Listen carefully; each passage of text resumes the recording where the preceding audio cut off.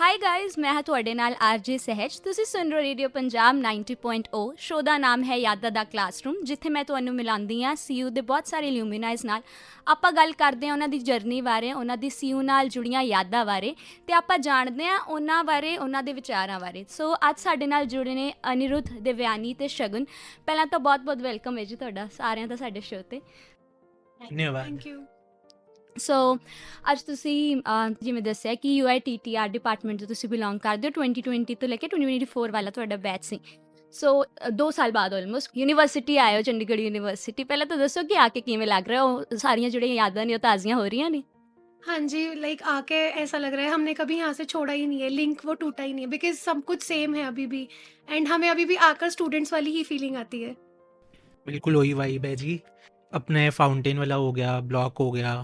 ਆਪਣੇ ਬਲੋਕ 'ਚ ਜਦੋਂ ਆਪਾਂ ਕਲਾਸਰੂਮ 'ਚ ਬਹਿੰਦੇ ਹੁੰਦੇ ਸੀ ਅਤੇ ਰੋਟੀਆਂ ਖਾਂਦੇ ਸੀ ਕਲਾਸ ਦੇ ਵਿੱਚ, ਅਤੇ ਇੱਕਦਮ ਉਹੀ ਉਹੋ ਜਿਹੀ ਤਾਂ ਯਾਦਾਂ ਆਉਂਦੀ ਪਈਆਂ ਵਾ। ਮਤਲਬ ਉਹ ਪੁਰਾਣੀਆਂ ਸਾਰੀਆਂ ਯਾਦਾਂ ਇੱਕਦਮ ਫਲੈਸ਼ਬੈਕ ਮੰਗਵਾ ਰਹੀਆਂ। ਬਿਲਕੁਲ ਬਿਲਕੁਲ। ਹਾਂਜੀ, ਤੁਸੀਂ ਵੀ ਦੱਸ ਦਿਓ ਇੱਕ ਵਾਰ। ਮੈਂ ਡੈਫੀਨੇਟਲੀ ਜਿੱਦਾਂ ਆਪਾਂ ਰਿਸੈਸ ਦੇ ਵਿੱਚ ਕੁక్స్ ਬੁੱਕਸ ਜਾ ਕੇ ਖਾਂਦੇ ਸੀ, ਨਾਨ ਵਗੈਰਾ ਸਭ ਕੁਝ, ਉਹ ਅੱਜ ਆਪਾਂ ਇਹ ਦੇਖ ਰਹੇ ਹਾਂ ਕਿ ਦੂਜੇ ਬੱਚੇ ਬੈਠੇ ਨੇ ਕਿੱਦਾਂ ਰਿਸੈਸ ਨੂੰ ਇੰਜੋਏ ਕਰ ਰਹੇ ਆ, ਆਪਣੀ ਬ੍ਰੇਕਸ ਨੂੰ। ਕਈ ਕੁਝ HOD ਦੇ ਰੂਮ ਦੇ ਬਾਹਰ ਜਾ ਕੇ ਰੋ ਵੀ ਰਹੇ ਸੀ ਟਾਈਮ ਟੇਬਲ ਬਾਰੇ। ਸੋ ਉਹੀ ਚੀਜ਼ਾਂ ਸਾਡੇ ਨਾਲ ਹੋਈਆਂ ਜਿਹੜੀ ਅੱਜ ਉਹਨਾਂ ਨਾਲ ਹੋ ਰਹੀ ਸੀ। ਬਟ ਐਨੀਵੇਜ਼ ਸਾਰਾ ਕੁਝ ਬਹੁਤ ਵਧੀਆ ਤੋ ਲੱਗਿਆ। ਜਿਹੜੇ ਇਸ ਟਾਈਮ ਤੇ ਬੱਚੇ पढ़ रहे हैं, ਤੁਸੀਂ खुद ਨੂੰ अपने आप ਨੂੰ ਉਹਨਾਂ ਵਿੱਚ देख रहे हो एक हिसाब नाल। हाँ जी, तो आपका जैसे यूनिवर्सिटी में होता है, ये तो है नहीं कि हम लोग अकेली क्लासेस लगाने आते हैं। कई बार ऐसा मन करता है कि बंक कर लिया क्लासेस, चलो घूमने चलते हैं यूनिवर्सिटी में। यूनिवर्सिटी में ऐसा होता था कि क्लासेस बंक करके फेवरेट स्पॉट मेरा तो ये है, मैंने तो वहाँ जाके बैठ जाना, या फिर मैंने तो घूमने जाना है वहाँ। मतलब हैंगिंग आउट होता है ना, एक फेवरेट स्पॉट हैंग आउट करने के लिए। तो आपका यूनिवर्सिटी में कौन सा स्पॉट था? ਬੀਇੰਗ ਅ ਟੀਚਰ ਕਦੇ ਹੈਂਗ ਆਊਟ ਕੀਤਾ ਨਹੀਂ। तो मतलब बच्चा नु भी यही दसना कि बंक नहीं करना। ਬਿਲਕੁਲ ਬਿਲकुल। एक्चुअली हमें हैंग आउट करने का कभी इतना वो मज़ा ही नहीं था, क्योंकि हम लोग क्लासरूम्स खाली होते थे। हमें यही बोला था, अगर कभी आप फ्री हो ना, जाके अपने क्लासमेट्स को ही पढ़ाने लग जाना, आपकी प्रैक्टिस हो जाएगी। सो हम लोग, अगर हमारे पास टाइम होता था ना, हम खाली क्लासरूम ढूंढ कर बोर्ड पे शुरू हो जाते थे, आज हम ये टॉपिक पढ़ाएंगे, आज वो टॉपिक पढ़ाएंगे। सो हम ऐसे, कोई हैंग आउट प्लेस बाहर नहीं थी, वो हमारा क्लासरूम ही बन गया था। ਠੀਕ ਹੈ, ਮਤਲਬ ਕਲਾਸਰੂਮ ਹੀ ਤੁਸੀਂ ਪੂਰਾ ਉਹਨੂੰ ਚੰਗੇ ਤਰੀਕੇ ਨਾਲ ਯੂਟੀਲਾਈਜ਼ ਕਰਿਆ। ਸੋ ਤੁਸੀਂ ਚੂਜ਼ ਕੀਤਾ ਡਿਪਾਰਟਮੈਂਟ UITTR। ਪਹਿਲਾਂ ਤਾਂ ਮੇਰੇ ਵਰਗੇ ਲੋਕਾਂ ਨੂੰ ਜਿਹਨਾਂ ਨੂੰ ਨਹੀਂ ਪਤਾ ਇਸ ਡਿਪਾਰਟਮੈਂਟ ਬਾਰੇ, ਪਹਿਲਾਂ ਤਾਂ ਪੂਰੀ ਫੁੱਲ ਫਾਰਮ ਦੱਸ ਦਿਓ ਕਿ ਕਿਸ ਚੀਜ਼ ਦਾ ਡਿਪਾਰਟਮੈਂਟ ਹੈ, ਕੀ ਸਪੈਸ਼ਲਾਈਜ਼ੇਸ਼ਨ? UITTR is University Institute of Teachers Training and Research. Like if you are planning to be a teacher, you are definitely up for this department. यहाँ पे आपको बेस्ट प्रोफेसर्स मिलेंगे एंड वो आपको इतना अच्छा गाइड करेंगे कि बीइंग टीचर्स आप आगे किसी और को कैसे गाइड कर सकते हो। तो जो भी स्पेशलाइजेशंस है, जो सब्जेक्ट्स आपने चूज़ करने हैं, वो सब आपको वो बहुत अच्छा बता सकते हैं। अगर आपको टीचर बनना है तो ये बहुत अच्छा है आपके लिए। मैम, आपने पर्सनली UITTR क्यों चुना? आपकी कहाँ से आया कि मुझे इस करियर में जाना है, मुझे इस डिपार्टमेंट में जाना है? It was the time COVID ਦੇ ਟਾਈਮ ਤੇ ਹਾਂਜੀ। I was preparing for MBBS, ਪਰ ਉਦੋਂ ਕਿਸੇ ਰੀਜ਼ਨ ਕਰਕੇ I was not able to go to Dehradun. ਤੇ ਫਿਰ ਪਲਾਨ ਕੀਤਾ ਕਿ ਚੰਡੀਗੜ੍ਹ ਦੇ ਵਿੱਚ ਹੀ ਕੁਝ ਕਰਨਾ ਹੈ। ਉਦੋਂ ਟਿਊਸ਼ਨਸ ਪੜ੍ਹਾਉਣੇ ਸ਼ੁਰੂ ਕਰਤੇ ਐਂਡ ਫਿਰ ਸਡਨਲੀ ਦਿਮਾਗ 'ਚ ਦੇ ਵਿੱਚ ਇਹ ਆਇਆ ਕਿ ਬੱਚਿਆਂ ਨਾਲ ਟਿਊਨਿੰਗ ਬਹੁਤ ਵਧੀਆ ਬਣ ਰਹੀ ਹੈ, ਬਹੁਤ ਜਲਦੀ I am able to mix up. ਅਤੇ ਇਸ ਕਰਕੇ ਫਿਰ ਬੱਚਿਆਂ ਨੂੰ ਪੜ੍ਹਾਉਣ 'ਚ ਮਜ਼ਾ ਆਉਣ ਲੱਗ ਗਿਆ। ਫਿਰ ਲੋਕਲੀ ਸਰਚ ਕੀਤਾ ਤਾਂ ਇਹ 2 ਹੀ ਆਪਸ਼ਨ ਸੀਗੇ, ਇੱਕ PU ਅਤੇ ਇੱਕ CU। ਫਿਰ ਜਦੋਂ CU ਦੀ ਦੇਖੀਆਂ ਕੰਧਾਂ, ਜਿਹੜਾ ਆਪਣਾ ਉਹ ਦੇਖਿਆ, ਕੀ ਕਹਿੰਦੇ ਉਹਨੂੰ, ਕੈਂਪਸ ਦੇਖਿਆ, ਸੋ ਉਹਨੇ ਅਟਰੈਕਟ ਕੀਤਾ ਐਂਡ डेफिनेटली बेस्ट चॉइस सीगी CU।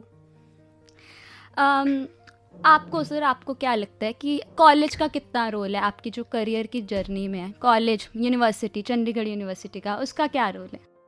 ਯੂਨੀਵਰਸਿਟੀ ਦੇ ਨਾਂ 'ਤੇ ਸਾਨੂੰ ਬ੍ਰਾਂਡਿੰਗ ਮਿਲ ਜਾਂਦੀ ਹੈਗੀ ਹੈ ਕਿ ਆਪਾਂ ਚੰਡੀਗੜ੍ਹ ਯੂਨੀਵਰਸਿਟੀ ਤੋਂ ਪੜ੍ਹੇ ਹਾਂ, ਅਤੇ ਲੋਕਾਂ ਦੇ ਦਿਮਾਗ 'ਚ ਇੱਕ ਇਮੇਜ ਹੁੰਦੀ ਹੈ ਕਿ ਬਹੁਤ ਵਧੀਆ ਹੋਏਗੇ। ਬਾਅਦ 'ਚੋਂ ਆਪਾਂ ਐਡੇ ਸਾਡੇ ਕੋਲ ਅਸੈਸਮੈਂਟ, ਅਸਾਈਨਮੈਂਟ, ਅਟੈਂਡੈਂਸ ਦੇ ਚੱਕਰ 'ਚ ਇੰਨੀ ਭੱਜ ਦੌੜ ਕਰਕੇ ਸਟਰੈਸ ਵਾਲੀ ਸਿਚੁਏਸ਼ਨਾਂ ਨੂੰ ਆਪਾਂ ਬਹੁਤ ਵਧੀਆ ਤਰੀਕੇ ਨਾਲ ਹੈਂਡਲ ਕਰ ਲੈਂਦੇ ਹਾਂ, ਕੋਈ ਵੀ ਦਿੱਕਤ ਆਉਂਦੀ ਹੈ ਅਤੇ ਇਹੀ ਸਭ ਹੈ। ਬਾਕੀ ਸਾਨੂੰ ਕਾਫੀ ਕੁਛ ਨਵਾਂ ਵੀ ਕਰੀਕੂਲਮ 'ਚ ਵੀ ਸਿੱਖਣ ਨੂੰ ਮਿਲਿਆ। ਬਾਕੀ ਆਪਾਂ ਮੋਡਲਿੰਗ ਵਗੈਰਾ ਵੀ ਕਰਦੇ ਸੀ, ਅਤੇ ਕਾਫੀ ਕੁਛ ਸਟੇਜ ਫੇਅਰ ਵਗੈਰਾ ਹੁੰਦੇ ਕਿ ਕੁਛ ਨਵੇਂ ਚਾਹ ਹੁੰਦੇ ਕਾਲਜ ਆ ਕੇ, ਉਹ ਵੀ ਪੂਰੇ ਹੋ ਜਾਂਦੇ ਨੇ। ਇਹ ਮੈਂ ਬੜਾ ਨਵਾਂ ਜਿਹਾ ਕੰਬੋ ਸੁਣਿਆ, ਟੀਚਰ ਪਲੱਸ ਤੁਸੀਂ ਮੋਡਲਿੰਗ ਵੀ ਕਰਦੇ ਸੀ। ਉਹ ਸ਼ੌਂਕ ਕਿੱਥੋਂ ਆਇਆ? ਇੱਦਾਂ ਸੀ ਕਿ ਮੈਂ ਕੋਈ ਇੰਟਰਸਟ ਨਹੀਂ ਸੀ, ਅਤੇ ਡਿਪਾਰਟਮੈਂਟ ਵੱਲੋਂ ਇੱਥੇ ਹਰ ਸਾਲ ਜਿਹੜੇ ਫੈਸਟ ਹੁੰਦੇ ਹੈਗੇ ਜ਼ਬਰਦਸਤੀ ਚੁੱਕ ਕੇ ਪਾਤਾ ਸਾਨੂੰ, ਤੇ ਫਿਰ ਆਪਾਂ ਕਰ ਲਈ ਤੇ ਥੋੜਾ ਬਹੁਤ ਮਜ਼ਾ ਜਾ ਆਇਆ ਸਾਨੂੰ। ਤੁਹਾਨੂੰ ਲੱਗਦਾ ਉਹ ਜਿਹੜਾ ਜ਼ਬਰਦਸਤੀ ਚੁੱਕ ਕੇ ਪਾਇਆ ਸੀ ਉਹ ਕੰਮ ਆਇਆ ਕਿਤੇ ਨਾ ਕਿਤੇ? ਬਹੁਤ ਜ਼ਿਆਦਾ ਕੰਮ ਆਉਂਦਾ ਅੱਜ ਕੱਲ੍ਹ। ਕੌਨਫੀਡੈਂਸ ਬਣ ਗਿਆ ਤੁਹਾਡਾ ਇੱਕ ਬਿਲਕੁਲ, ਹਿਸਾਬ ਦਾ। ਬਿਲਕੁਲ, ਸੋ ਜੀ। ਤੁਹਾਡੀ ਤਿੰਨਾਂ ਦੀ ਇੱਕ ਲਾਈਕ ਟੀਚਰ ਹੁੰਦਾ ਕਿ ਹਮੇਸ਼ਾ ਨਾ ਸਪੈਸ਼ਲ ਰਹਿ ਜਾਂਦਾ ਕਿ ਫੇਵਰੇਟ ਫੈਕਲਟੀ ਸੀ ਤਾਂ ਹਮੇਸ਼ਾ ਯਾਦ ਰਹਿਣਗੇ। ਤੁਹਾਡੇ ਤਿੰਨਾਂ ਦਾ ਦੱਸੋ ਕਿ ਆਪਣਾ ਆਪਣਾ कौन सी? तो मेरी फेवरेट तो एक ही थी खैर, सिमर मैम। लाइक उनकी डांट में भी बहुत प्यार था। वो हमें डांटते थे ना और हम उनसे गुस्सा भी होता कि आज सिमर मैम ने हमें बहुत माँ डांटा, जैसा तो। लेकिन थोड़ी देर बाद ना वैसे ही हम उसके साथ जाके, मैम ये वाली चीज़ ना समझ में नहीं आ रही, एक बार बता दो दोबारा। लाइक वो जितने ज़्यादा टफ मतलब उनके साथ डील करना था वो उतने ही ज़्यादा प्यारे थे। और आपका सर? ਮੇਰੇ ਵੀ ਸਿਮਰ ਮੈਮ ਹੀ ਸੀ। ਕਾਫੀ ਉਹਨਾਂ ਨੇ ਸਟਾਰਟਿੰਗ 'ਚ ਤੇ ਪਿਆਰ ਕੀਤਾ, ਬਾਅਦ 'ਚੋਂ ਡਾਂਟਿਆ ਵੀ ਬਹੁਤ ਸਹੀ ਰਸਤੇ ਤੇ ਪਾਉਣ ਵਾਸਤੇ। ਆਪਾਂ ਮਤਲਬ ਪੜ੍ਹਨਾ ਵੜਨਾ ਛੱਡਦਾ ਸੀ ਤੇ ਉਹ ਫਿਰ ਸਪੈਸ਼ਲੀ ਪਰਸਨਲਾਈਜ਼ ਕਰਦੇ ਹੁੰਦੇ ਸੀ, ਘਰੇ ਵੀ ਫੋਨ ਕਹਿੰਦੇ ਧਮਕੀ ਦਿੰਦੇ ਹੁੰਦੇ ਸੀ। ਘਰੇ ਵੀ ਫੋਨ ਜਾਂਦਾ ਹੁੰਦਾ ਸੀ? ਹਾਂ ਤੇ ਇਸ ਫਿਰ ਕਰਕੇ ਘਰੋਂ ਡਾਂਟ ਪਈ ਤੁਹਾਨੂੰ? ਹਾਂ ਥੋੜੀ ਬਹੁਤ ਤੇ ਸਾਰਿਆਂ ਨੂੰ ਪੈਂਦੀ ਹੈ। ਠੀਕ ਹੈ, ਹਾਂਜੀ ਤੁਹਾਡੀ? ਮੇਰੇ ਸੀਗੇ ਡਾਕਟਰ ਪ੍ਰਿਆ। ਜੀ। ਉਹਨਾਂ ਦੀ ਇੱਕ ਤੇ ਪਹਿਲਾਂ ਉਹ ਘੂਰ ਜੀ ਜਿਹੜੀ ਹੁੰਦੀ ਸੀ ਨਾ, ਉਹ ਬੜਾ ਡਰਾ ਕੇ ਰੱਖਦੀ ਸੀ। ਨਾਲੇ ਉਹਨਾਂ ਨੇ ਮਾੜੀ ਜੀ ਸਮਾਈਲ ਕਰ ਦੇਣੀ, ਸਮਝ ਹੀ ਨਹੀਂ ਆਉਂਦਾ ਸੀ ਗੁੱਸਾ ਕਰਨਗੇ ਕਿ ਹੁਣ ਕੁਝ ਵਧੀਆ ਦੱਸਣਗੇ। ਉਹ ਬਿਲਕੁਲ ਨਿਊਟਰਲ ਰਹਿੰਦੇ ਸੀ। ਜਿਹੜੇ ਉਹਨਾਂ ਦੇ ਐਕਸਪ੍ਰੈਸ਼ਨ ਸੀਗੇ ਨਾ, ਉਹ ਬਹੁਤ ਸਰਪ੍ਰਾਈਜ਼ ਕਰਦੇ ਸੀ। ਸਾਹਮਣੇ ਵਾਲੇ ਨੂੰ ਇਹ ਨਹੀਂ ਪਤਾ ਹੁੰਦਾ ਸੀ ਕਿ ਉਹਦੀ ਵੋਟ ਲੱਗਣ ਲੱਗੀ ਆ ਕਿ ਉਹਨੂੰ ਕੁਝ ਸਰਪ੍ਰਾਈਜ਼ ਮਿਲਣ ਲੱਗਾ। ਸੋ ਮੈਨੂੰ ਉਹ ਚੀਜ਼ ਬਹੁਤ ਵਧੀਆ ਲੱਗਦੀ ਸੀ that she use to maintain her emotions very nicely, ਤੇ ਉਹ ਮੇਰੇ ਫੇਵਰਿਟ ਸੀ। ਉਹ ਯਾਦਾਂ ਤੁਹਾਨੂੰ ਟੀਚਰਸ ਹਲੇ ਵੀ ਯਾਦ ਨੇ? ਬਿਲਕੁਲ। ਸੋ ਤੁਸੀਂ ਹੁਣ ਆਪਣੇ ਕੈਰੀਅਰ 'ਚ ਤੁਸੀਂ ਕੀ ਕਰ ਰਹੇ ਹੋ? ਥੋੜਾ ਸਾਨੂੰ ਦੱਸ ਦਿਓ। ਮੈਂ ਰਾਈਟ ਨਾਓ ਨੰਦੀ ਫਾਊਂਡੇਸ਼ਨ ਨਾਲ ਇੰਪਲੋਏਬਿਲਿਟੀ ਸਕਿੱਲਸ ਟ੍ਰੇਨਰ ਆ, ਤੇ ਨਾਲੇ ਮੈਂ ਆਇਲਸ ਐਂਡ ਪੀਟੀ ਟ੍ਰੇਨਰ ਵੀ ਹੈਗੀ ਆ। That's it. ਹਾਂਜੀ। मैं काम कर रही हूँ as a PRT science at Narayana techno school Mohali. So basically I am dealing with students of grade 1 to 5 और उनका साइंस सब्जेक्ट। ਮੇਰਾ ਆਪਣਾ ਇੰਸਟੀਚਿਊਟ ਹੈਗਾ ਜੀ ਪਠਾਨਕੋਟ 'ਚ, ਪ੍ਰੈਪ ਪਾਰਟਨਰਸ ਦੇ ਨਾਂ ਤੋਂ। ਉੱਥੇ ਆਪਾਂ ਬੋਰਡ ਦੇ ਬੱਚਿਆਂ ਨੂੰ 10ਵੀਂ ਤੇ 12ਵੀਂ ਦੇ ਬੱਚਿਆਂ ਨੂੰ ਕੋਚਿੰਗ ਦਿੰਦੇ ਹਾਂ। सो जब हम कॉलेज आए होते हैं, न्यू एंटर हुए होते हैं, हम लोग ना बड़ी एक्सपेक्टेशंस लेके आते हैं, ये करेंगे वो करेंगे, है ना। आपके 3 साल ऐसे पता नहीं लगता, डिग्री ये ख़त्म हो जाती है बिल्कुल। तो उन 3 सालों में ऐसी क्या मेमोरी है जो अभी भी हिट होती है कि ये हमने किया था, ये तो याद है अभी भी? ओके, पहली बात तो हमने शायद कॉलेज लाइफ में हम लोग आए ही कॉलेज अपने 3rd ईयर में थे बिकॉज कोविड बैच 2020 बैच था हमारा। हमने अपने 2 साल तो स्क्रीन के अरे सामने कोविड बिताए। बैच का मुझे जानना है, मुझे कोविड हमने ਹਾਂ ਮੈਂ ਦੱਸਦੀ ਹਾਂ। ਸਾਨੂੰ ਜਿਹੜੀ ਉਹ ਕੀ ਕਹਿੰਦੇ ਉਹਨੂੰ ਵੈਲਕਮ ਪਾਰਟੀ ਹਾਂ। ਕੀ ਹੁੰਦੀ ਹੈ, fresher fresher ਪਾਰਟੀ, ਹਾਂਜੀ। ਉਹ ਸਾਨੂੰ ਆਨਲਾਈਨ ਮਿਲੀ। online ਕਿੱਦਾਂ ਹੋਈ ਸੀ ਉਹ party? ਸਾਡੇ ਸਾਹਮਣੇ ਵੀਡੀਓ ਕਾਲ ਚਲਾ ਦਿੱਤੀ ਗਈ ਐਂਡ ਆਪਾਂ ਸਿਰਫ ਸ਼ੋਅ ਦੇਖ ਰਹੇ ਸੀ ਤੇ ਸਾਨੂੰ ਇਹ ਬੋਲਿਆ ਕਿ ਤੁਹਾਡੀ ਫਰੈਸ਼ਰ ਹੋ ਚੁੱਕੀ ਹੈ। शो कितना ਜ਼ੂਮ ਮੀਟਿੰਗ ਤੇ ਆਨਲਾਈਨ? ਨਹੀਂ, ਉਹ ਕੋਈ ਪ੍ਰੋਗਰਾਮ ਜਿਹਾ ਚੱਲ ਰਿਹਾ ਸੀ। ਉਹਦੇ ਵਿੱਚ ਕਪਿਲ ਸ਼ਰਮਾ ਆਇਆ ਹੋਇਆ ਸੀ। ਉਹ ਗੱਲਾਂ ਕਰ ਰਿਹਾ ਸੀ, ਆਪਾਂ ਜਿੱਦਾਂ ਟੀਵੀ ਤੇ ਦੇਖਦੇ ਉਦਾਂ ਹੀ ਆਪਾਂ ਉਹਨੂੰ ਦੇਖ ਰਹੇ ਸੀ। मैं ऑनलाइन फ्रेशर्स पहली बार सुनी। नहीं, हमने भी पहली बार ही देखी थी ऑनलाइन फ्रेशर्स। हम बहुत इमेजिन करते थे हमारी फ्रेशर्स पार्टी होगी। लाइक कॉलेज लाइफ सब हाँ। होता है, हम कॉलेज जाएंगे, इमेजिन ऐसा करेंगे वैसा करेंगे, बट वो कोविड की वजह से टोटली सब हमारा वर्चुअल था। अब क्लासेस पूरी टाइम स्क्रीन के सामने बैठ के लगानी, असाइनमेंट्स एग्जाम्स। जो हमें बहुत याद आता है कि जब हमने एग्जाम्स दिए ऑनलाइन बैठ के, वो देने के बाद हमें जब वापस आके फिजिकली लिखने पड़े ना, बड़ा वो हुआ। नहीं, ये तो बहुत डिफिकल्ट तो है। 3rd ईयर की तो कोई मेमोरी होगी जब यहाँ पे आए होंगे कि ये इवेंट देखा था? यहाँ ये से तो बहुत सारी हैं। तो बताओ ना एक कुछ भी अच्छा सा, फ्रेंड्स के साथ कोई याद है कुछ भी? ਪਹਿਲੇ ਦਿਨ ਹੀ ਮੈਨੂੰ ਤੇ ਦਿਵਿਆਨੀ ਨੂੰ ਕਲਾਸ ਤੋਂ ਬਾਹਰ ਕੱਢਤਾ ਸੀ। ਆਪਾਂ ਆਖਰੀ ਬੈਂਚ ਤੇ ਬੈਠੇ ਸੀ ਤੇ ਆਪਾਂ ਪੜ੍ਹਾਈ ਦੀ ਗੱਲ ਕਰਦੇ ਪਏ ਸੀ। ਮੇਰੇ ਤੋਂ ਪੈਨ ਮੰਗਦਾ ਪਿਆ ਸੀ, ਮੈਡਮ ਨੂੰ ਲੱਗਿਆ ਆਪਾਂ ਗੱਲਾਂ ਮਾਰਦੇ ਪਏ ਆ। ਮੈਡਮ ਆਈ ਕਲਾਸ 'ਚ ਤੇ ਚੱਕ ਕੇ ਸਾਨੂੰ ਬਾਹਰ ਕੱਢਤਾ ਤੁਹਾਨੂੰ ਪਹਿਲੇ ਦਿਨ ਹੀ। ਤੁਹਾਨੂੰ ਉਸ ਦਿਨ ਬਾਹਰ ਕੱਢਿਆ ਸੀ, ਅੱਜ ਇੰਟਰਵਿਊ ਦੇਣ ਆਏ ਹੋ ਤੁਸੀਂ। हमें याद है लाइक ऐसा कुछ था नहीं कि हम कुछ डिफिकल्ट बात कर रहे थे, हंस रहे थे, ऐसा कुछ नहीं। नॉर्मली था। अच्छा लिख रहे हैं, हमें मैम ने क्या बोला, ये बोला यार समझ में नहीं आया, मुझे भी नहीं आया, एक बार पूछ लें। इतने में हम पूछते, इतने में you two are talking, please get out of my class. Ma'am we are not talking. No you are talking, get out of my class, I will not teach. ਸੁਣਿਆ ਨਹੀਂ ਜਾਂਦਾ। मैंने कहा नहीं, हम लोग जा ही रहे हैं। हम बाहर निकल गए आराम से बैग उठा के तो अपना। ਤੁਹਾਡਾ ਪਹਿਲਾ ਦਿਨ ਹੀ ਬੜਾ ਯਾਦਗਾਰ ਸੀ ਸਾਰਿਆਂ ਦਾ। ਚਲੋ ਆਪਾਂ ਇੱਕ ਰੈਪਿਡ ਫਾਇਰ ਰਾਊਂਡ ਖੇਲਾਂਗੇ। ਤੁਸੀਂ ਆਪਣਾ ਫਟਾਫਟ ਆਨਸਰ ਦੇਣਾ ਹੈ। ਪਹਿਲਾਂ ਆਪਾਂ ਸ਼ੁਰੂ ਕਰਾਂਗੇ ਸਰ ਤੋਂ। सर, ਚਲੋ, सो कैंटीन फूड या घर का खाना? घर का खाना। फटाफट आंसर दूंगा। बंक या front bench? Bunk. Attendance tension या एग्जाम टेंशन? अटेंडेंस। ਅਟੈਂਡੈਂਸ ਤੋਂ ਮੈਂ ਥੋੜਾ ਜਿਹਾ ਰੋਕੂੰਗੀ ਵਿੱਚ ਅਟੈਂਡੈਂਸ ਇੱਥੇ ਨਾ ਅਟੈਂਡੈਂਸ ਦਾ ਇਸ਼ੂ ਹੈ ਕਿ 75% ਅਟੈਂਡੈਂਸ ਮੇਨਟੇਨ ਕਰਨੀ ਹੈ ਹਾਂ ਤੁਸੀਂ ਦੋ ਆਨਸਰ ਕਿੰਨਾ ਕੁ ਔਖਾ ਹੁੰਦਾ ਹੈ ਮੇਨਟੇਨ ਕਰਨਾ ਅਟੈਂਡੈਂਸ ਇੰਨਾ ਔਖਾ ਹੁੰਦਾ ਕਿ ਮੇਰੀ 18 ਬੈਕ ਸੀਗੀਆਂ 18 ਬੈਕ ਕਿੱਦਾਂ 18 ਬੈਕ ਮੈਂ ਕੰਪਲੀਟ ਕੀਤੀਆਂ 4 ਸਾਲ ਦੇ ਵਿੱਚ ਉਹ ਮੈਨੂੰ ਵੀ ਨਹੀਂ ਪਤਾ ਲੱਗਿਆ ਕਿੱਦਾਂ ਕੰਪਲੀਟ ਹੋਈਆਂ ਲੇਕਿਨ ਡਿਟੇਨ ਹੋਣ ਦੇ ਬਾਅਦ ਜਿਹੜਾ ਉਹ ਸਟ੍ਰੈਸ ਆ ਉਹ ਬਿਲਕੁਲ ਵੱਖਰਾ ਆ ਮਤਲਬ ਉਹ ਕਾਈਂਡ ਆਫ ਅ ਡਿਪਰੈਸ਼ਨ ਹੀ ਆ ਬਟ ਐਕਚੁਅਲੀ ਜਿਹਦੇ ਕਰਕੇ ਮੈਂ ਬੰਕ ਵੀ ਨਹੀਂ ਕਰ ਸਕੀ ਕਦੇ ਪਰ ਤੁਹਾਡੀਆਂ ਕਿੱਦਾਂ 18 ਬੈਕ ਦੀ ਮੈਂ ਸਟੋਰੀ ਜਾਣਨੀ ਹੈ ਕਿੱਦਾਂ ਮੈਡੀਕਲ ਇਸ਼ੂ ਸੀਗਾ ਕੋਈ ਬਟ ਐਕਚੁਅਲੀ ਇਹ ਨਹੀਂ ਪਤਾ ਸੀ ਕਿ ਹਫਤੇ ਦੇ ਵਿੱਚ ਹੀ ਮੈਡੀਕਲ ਸਰਟੀਫਿਕੇਟ ਲਾਣਾ ਹੁੰਦਾ ਹੈ।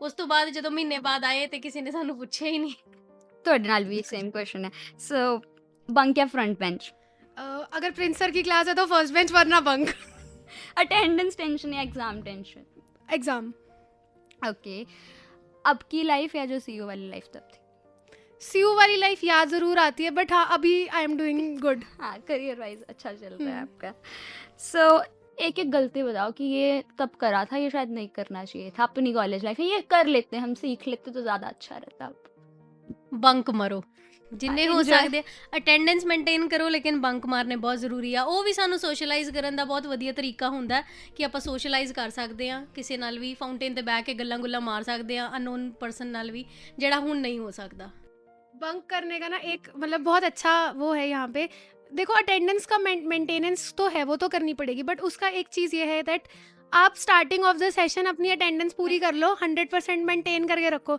लास्ट मंथ में जितने मर्जी बंक मारो ये कोई नहीं अच्छा है कि पूछेगा आपको। आपने यहाँ पे बड़ा काम है हाँ हाँ, वो फिर 75 तक जा हाँ। मतलब जब तक आप लो ना तो 75 तक ही जाती है वो उससे नीचे जाएगी भी नहीं आप सर ਇੰਜੋਏ ਕਰੋ ਪੜ੍ਹਾਈ ਦੀ ਟੈਨਸ਼ਨ ਘੱਟ ਲਓ ਤੇ ਨੰਬਰਾਂ ਦਾ ਕੋਈ ਖਾਸ ਫਰਕ ਪੈਂਦਾ ਨਹੀਂ ਹੈ ਚਾਹੇ ਤੁਹਾਡੇ 7 ਆਏ ਜਾਂ 8 ਆਏ ਬਸ ਉਹ ਇਹ ਸਕਿੱਲ ਹੋਣਾ ਚਾਹੀਦਾ ਤੁਹਾਡੇ ਕੋਲ ਨੰਬਰ ਇੰਨੇ ਮੈਟਰ ਨਹੀਂ ਕਰਦੇ ਜੇ ਤੁਹਾਡੇ ਤਿੰਨਾਂ ਨੂੰ ਇੱਕ ਦਿਨ ਲਈ ਵਾਪਸ ਉਹ ਸਟੂਡੈਂਟ ਬਣਾ ਕੇ ਕਾਲਜ ਭੇਜ ਦਿੱਤਾ ਜਾਵੇ ਦੁਬਾਰਾ ਤੋਂ ਡਿਗਰੀ ਕਰਨੀ ਹੈ ਤਾਂ ਇੱਕ ਚੀਜ਼ ਜਿਹੜੀ ਤੁਸੀਂ ਸਭ ਤੋਂ ਪਹਿਲਾਂ ਜਾ ਕੇ ਕਰੋਗੇ हम लोग तो कुक्स बुक्स जाके बैठेंगे पहले भैया से बात करेंगे और भैया कैसे हो और जाके अपनी एक प्लेट ਇੰਨਾ ऑर्डर ਵਧੀਆ करेंगे ਬੌਂਡ ਕਿੱਦਾਂ ਬਣ ਗਿਆ ਤੁਹਾਡਾ ਤੇ ਬੁੱਕਸ ਐਂਡ ਕੁక్స్ ਇੰਨੀ ਤੁਸੀਂ ਬਾਰ-ਬਾਰ ਉਹਨਾਂ ਦੀ ਤੁਸੀਂ ਬ੍ਰਾਂਡਿੰਗ ਕਰ ਦਿੱਤੀ ਹੈ ਦੇਖੋ ਭਾਜੀ ਨੇ ਕਦੇ ਵੀ ਸਾਨੂੰ ਮਨਾ ਨਹੀਂ ਕੀਤਾ ਕਈ ਵਾਰੀ ਹੁੰਦਾ ਸੀ ਸਾਨੂੰ ਨਹੀਂ ਵਧੀਆ ਲੱਗਦੀ ਸੀ ਕਿ ਫੂਡ ਦੀ ਕੁਆਲਿਟੀ ਨਾਲ ਹੀ ਰੀਪਲੇਸ ਹੋ ਜਾਣਾ ਕਿ ਚਲੋ ਕੋਈ ਬਾਤ ਨਹੀਂ ਜਿੱਦਾਂ ਤੁਸੀਂ ਤੁਹਾਨੂੰ ਲਾਈਕ ਕਹੋਗੇ ਸੈਕੰਡਲੀ ਮਤਲਬ ਜਿਹੜੀ ਇੱਕ ਟਿਊਨਿੰਗ ਸੀਗੀ ਇੱਕ ਬੌਂਡਿੰਗ ਸੀ ਉਹਨਾਂ ਨੂੰ ਪਤਾ ਹੁੰਦਾ ਸੀ ਸਾਡੀ ਸ਼ਕਲਾਂ ਦੇਖ ਕੇ ਉਹ ਨਾਂ ਦੀ ਥਾਲੀ ਤਿਆਰ ਕਰਾ ਦਿੰਦੇ ਸੀ वो आपने अगर इंस्टा पे रील्स आती है ना that if you are a regular customer वो पहले ही आपका बनाना शुरू कर देते हैं वैसे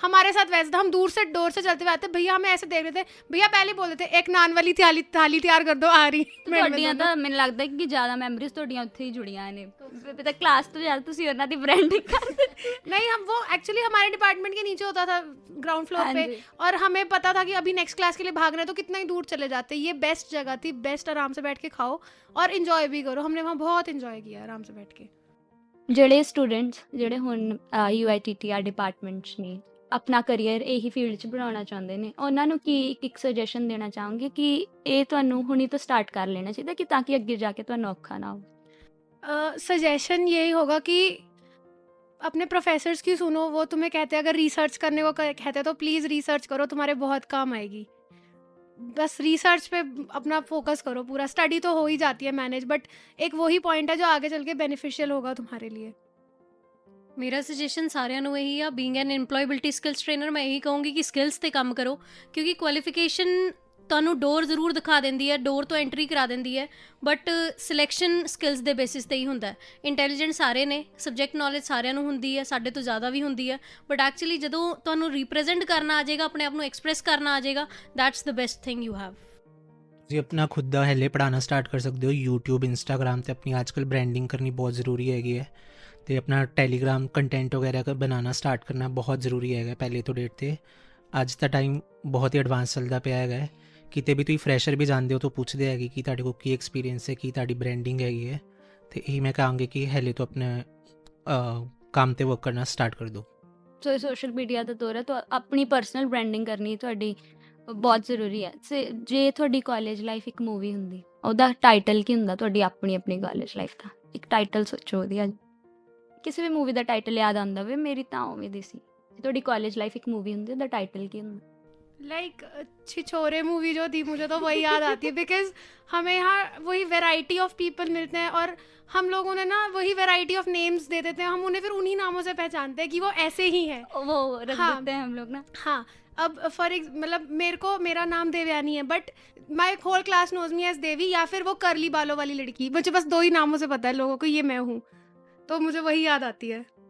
आपको स्ट्रेंजर थिंग्स, स्ट्रेंजर थिंग्स क्या? मतलब ਕਾਫੀ ਨਵੀਂ ਚੀਜ਼ਾਂ ਦੇਖਣ ਨੂੰ ਮਿਲਦੀ ਹੈਗੀਆਂ, ਨਵੇਂ ਲੋਕ ਮਿਲਦੇ ਆ, ਪਤਾ ਨਹੀਂ ਹੈ ਕੌਣ ਕਿੱਦਾਂ ਦਾ ਹੈਗਾ, ਕਾਫੀ ਕੁਝ ਐਕਸਪੀਰੀਅੰਸ ਮਿਲਦਾ ਹੈ। ਤੁਹਾਡੀ? ਮੇਰੀ ਲਾਈਕ ਮੂਵੀ ਦਾ ਤੇ ਮੈਨੂੰ ਨਹੀਂ ਪਤਾ, but actually I would say ਉਡਾਰੀ, ਕਿਉਂਕਿ ਪਹਿਲਾਂ ਲੱਗਦਾ ਨਹੀਂ ਹੈ ਕਿ ਆਪਾਂ ਸਾਰੇ ਇੰਨੇ ਵੱਖ-ਵੱਖ ਹੋ ਜਾਾਂਗੇ, ਬਟ ਐਕਚੁਅਲੀ ਜਦੋਂ ਇੱਕੋ ਦਮ ਹੀ ਸਾਰੇ ਗਾਇਬ ਹੋ ਜਾਂਦੇ ਆ, ਇਟਸ ਰੀਅਲੀ ਇਮੋਸ਼ਨਲ। ਸੋ ਸਾਡੇ ਨਾਲ ਸੀ ਰੁੱਤ, ਦਿਵਿਆਨੀ ਤੇ ਸ਼ਗਨ, ਜਿਨ੍ਹਾਂ ਨਾਲ ਆਪਾਂ ਬਹੁਤ ਸਾਰੀਆਂ ਗੱਲਾਂ ਕੀਤੀਆਂ, ਜਾਣਿਆ ਇਹਨਾਂ ਦੀ ਜਰਨੀਜ਼ ਦੇ ਬਾਰੇ, ਇਹਨਾਂ ਦੇ ਪਰਸਨਲ ਐਕਸਪੀਰੀਐਂਸਿਸ ਦੇ ਬਾਰੇ। ਸੋ ਮੈਂ ਹਾਂ ਤੁਹਾਡੇ ਨਾਲ ਆਰਜੇ ਸਹਿਜ, ਤੁਸੀਂ ਸੁਣ ਰਹੇ ਹੋ ਰੇਡੀਓ ਪੰਜਾਬ 90.2 ਟਸ਼ਨ ਪੰਜਾਬੀ, ਜਸ਼ਨ ਪੰਜਾਬੀ।